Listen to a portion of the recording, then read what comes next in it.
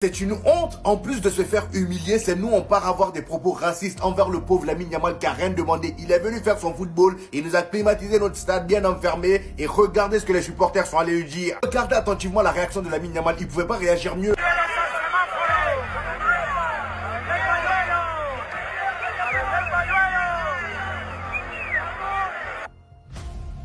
Regardez, le gars il s'est mis à sourire.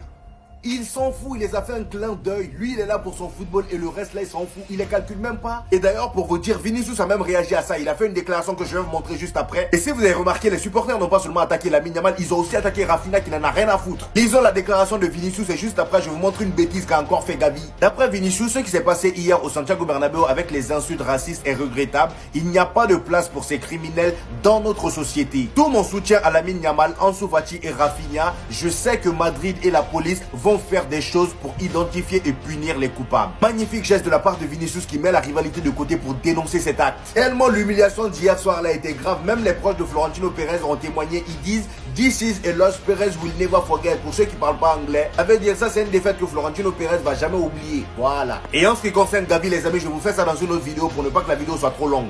Mais comment ça, Yamal, il a reçu des insultes racistes? Non mais dites-moi que c'est une blague. Dites-moi que c'est une blague. Donc là, vous êtes en train de me dire que le mec, il t'a fait gagner l'Euro il y a quelques mois d'ici.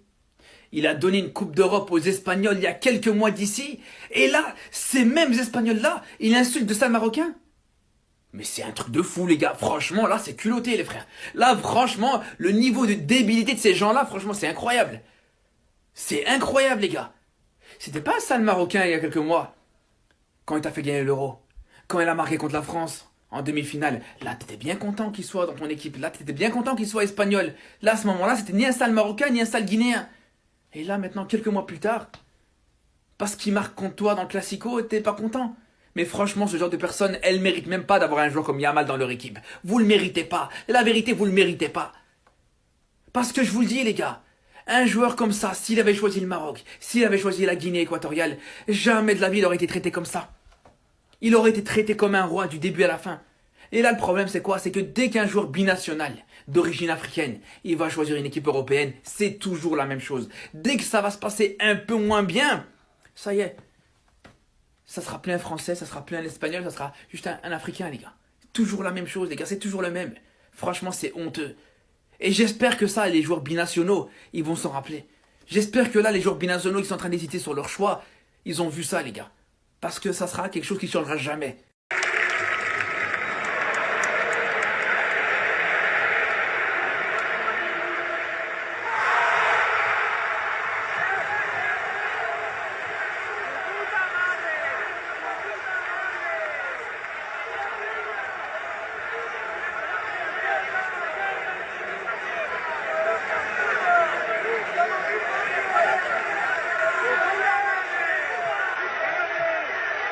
Hier, quand Yamal a marqué, en célébrant son but, il a été victime de racisme, oui. Racisme au Santiago Bernabéu. Comme vous l'avez entendu sur la vidéo, il a été insulté de tous les noms. Le racisme, c'est quelque chose qu'il ne faut pas tolérer. Ces gens-là n'ont clairement pas leur place dans un stade de football. J'espère vraiment que le Real Madrid fera ses enquêtes pour trouver ces individus-là et les sanctionner. J'ai jamais pensé que ce genre d'acte était possible au Santiago Bernabéu.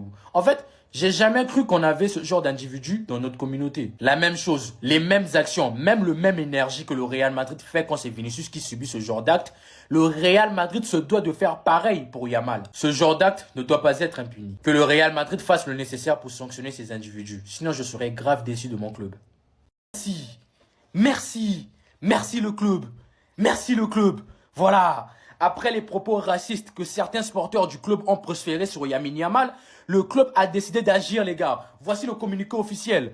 Merci le club. Le Real Madrid condamne catégoriquement tout type de comportement impliquant du racisme, de la xénophobie ou de la violence dans le football et le sport et regrette profondément les insultes que quelques fans ont préféré hier soir dans l'un des coins du stade. Simplement, une enquête sera ouverte afin d'identifier ces individus. Le Real Madrid ne pourrait jamais tolérer le racisme de toute forme. Ce qui s'est passé hier, c'est des actes graves et regrettables. Ces quelques poignées de supporters seront vite localisés et mis au placard. Ce genre d'insulte montre à quel point il est grand et fort. Il est dans un club où il est épanoui, où il montre tout l'étendue de son talent. Moi, je mélange tout. C'est pas de sa faute si nous on n'arrive pas à faire monter nos jeunes en équipe première. On a des joueurs comme lui qui ont du talent, mais on les verra jamais en équipe première. Ils vont aller s'épanouir dans d'autres clubs.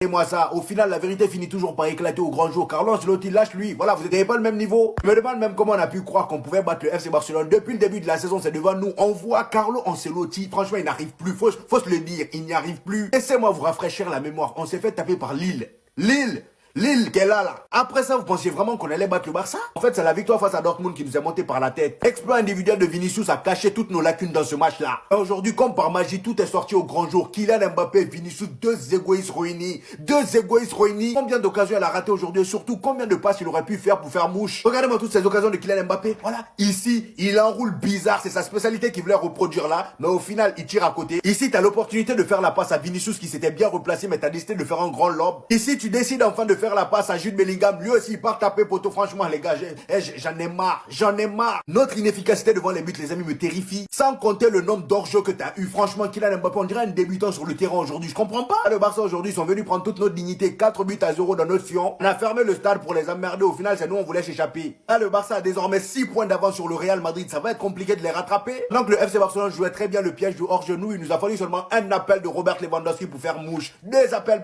est-ce que franchement c'est bon, j'en peux plus même.